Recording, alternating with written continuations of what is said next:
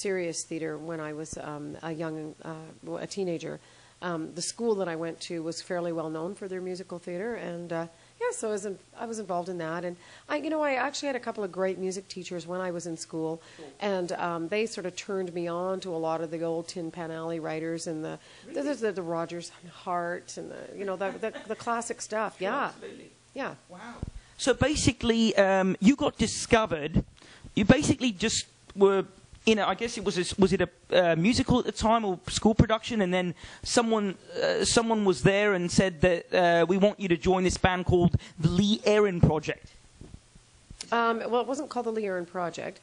It was a band of high school guys. Sure. I went to school at Central Peel Secondary in Brampton, yeah. And there was another sister school, Bramley Secondary, at the time. I think the landscape of that whole community and culture has changed quite a lot in the last 30 years, but back 30 years ago, that's what it was. And I was in a musical theater production, and the bass player I was in grade 10, I think, and he was in grade 13.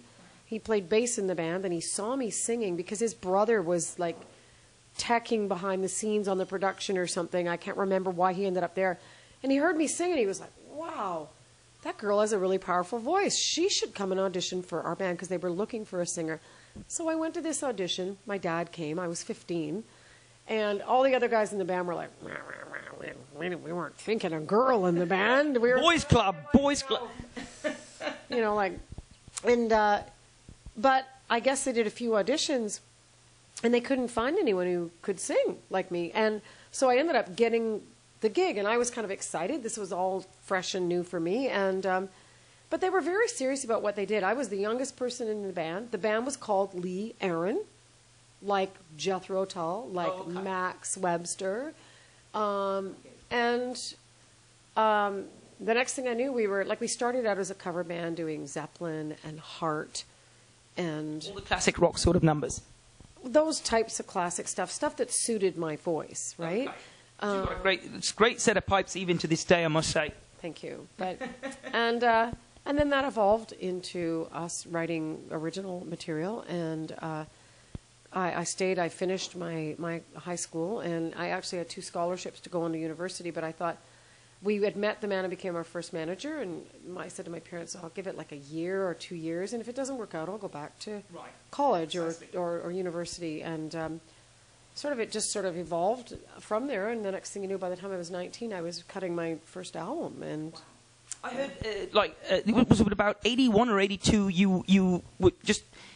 I guess there was a single that received... was it your very first... you just started garnering so much attention that they'd asked you to come and play some festivals, and you went over to the UK to play in Reading at the Reading Festival?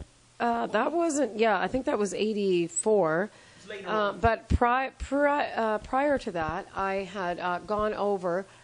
what ended up happening with my sort of foray into Europe was that I garnered the interest of a British rock critic and writer named Paul Suter, who worked for Kerrang! Magazine. Do you remember? Kerrang!, of course, yeah. And he just went crazy, and he loved my first album, and he, contacted my first manager and said that he said, I want to bring her over. I want to let's get some photos taken. I'll make her a centerfold in Kerrang!, and we'll do an interview. And so the next thing you know, I'm featured in Kerrang! Magazine, and they're like, you got to come over here and play. But I mean, it was very expensive to bring a band over to do what? I mean, I hadn't, I wasn't going to play a big festival. And so I ended up getting on a plane with my manager. Paul helped us find a band in Manchester called Sam Thunder was the name of the band. They learned all the material off my first album. We did one rehearsal, and we showcased at the Marquee Club. Blimey, in London. Yeah. The original Marquee. My backup band was a British band. And then the next thing you know, the press was... writing, that, I mean, I guess it went well. They loved my voice, powerhouse vocals, and then that ended up getting us invited back to do Reading. Wow. Yeah. So it was quite an experience at such a young age to be sort of thrust into that sort of position, wouldn't it be? I mean, it would. Yeah, it was kind of like all fresh and new and exciting and whirlwind, and I mean, this is what I was making music for. Is to you know, make music and be able to, like, I mean, at that point, I didn't really have any super preconceived ideas. I mean, at one point when I was a teenager, I thought, you know, the epitome of success was like headlining the Gasworks, right? And then the next thing you know, like a couple of years later, I'm at Reading Festival. So my concept of what success meant kept sort of, the envelope kept changing, right? And so, yeah, I mean, it was... And probably from that point, you know, you thought, you know, this is what I want to do, this is what I love, and obviously you've stayed in music ever since, despite, you know, the ebbs and flows of the changing of the industry and the sounds and everything, you've weathered the storm. Well, I guess I have. I mean, it's kind of, it's really nice, you know. We just did this project with Sean Kelly. You're probably familiar with him. Of course, great friend, Crash Kelly, absolutely, great guy. And Sean... is not only a great guitar player and a great writer and works with a number of artists, but so he wrote this book, Metal on Ice. He's a fanboy, and I mean in the very, very best way. You know, it was, you know, here's all the bands that I love, and then I cut my musical teeth on. I want to put together something with these artists. So we re-recorded a lot of our old hits with Sean recently. And it's all going to be brought together under one roof on May 10th at the Opera House here for Canadian Music Week. I'll be there. Yeah, and yeah. But the beautiful thing is we did these re-recordings, and like there's not a misstep. It's like nobody that's burned out. There's nobody that can't sing anymore. If anything, the artists...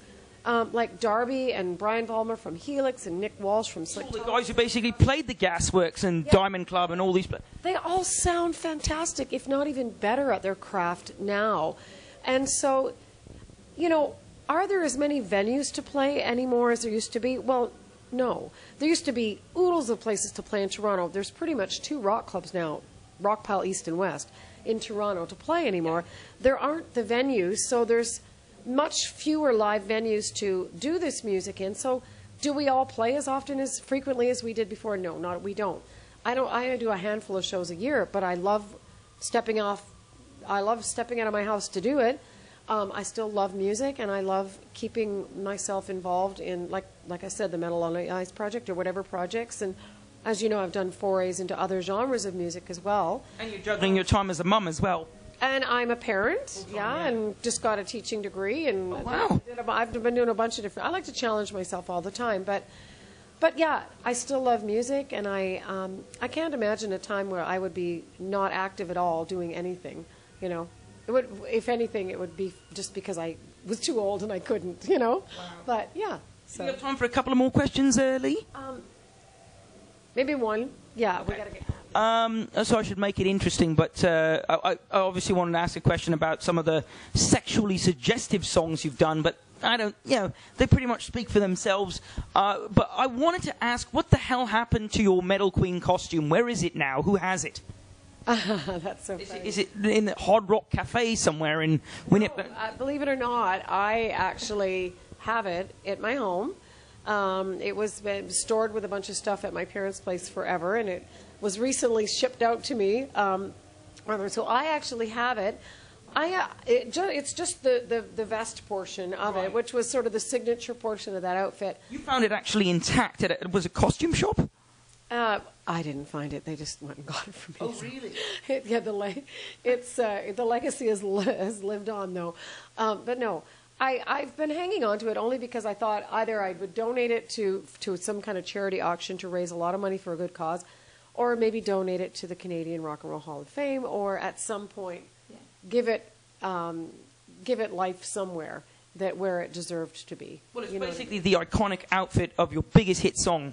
Yeah, pretty much. Well, it was really nice chatting with you. I found it very informative in the short time that we did have, and I'm so excited now that I'm coming out to see your gigs now, even with this lineup. I think it's absolutely fantastic, and doing the tour that you're on and coming around pretty much every year to play Toronto, and obviously being back in May and working on this thing with Sean with Metal on Ice. It's been an absolute pleasure and a deep honor for me. Thank you so much, Lee. Thank you. Great talking to you. Cheers. Awesome. Thanks very much.